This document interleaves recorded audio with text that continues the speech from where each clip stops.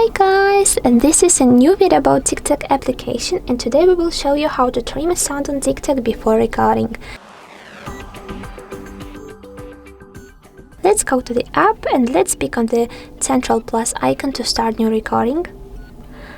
So later we have to pick on the add sound feature at the top of the screen and click on the needful sound to start. But after we don't have to pick on the check mark, but choose the scissors option near. Later we can stop the black line on the time when we want to start our sound on TikTok and click on the done option.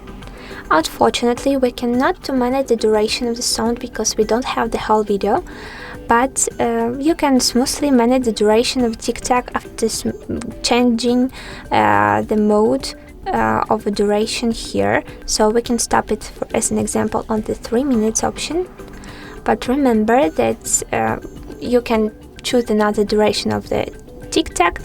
Your sound duration won't change.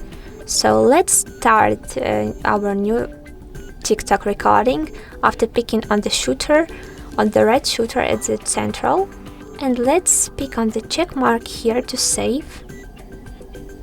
Later, don't forget about the next option, and you can post your newly created TikTok or set them to the draft section. I will choose the second option, and let's check the result after tapping on the drafts.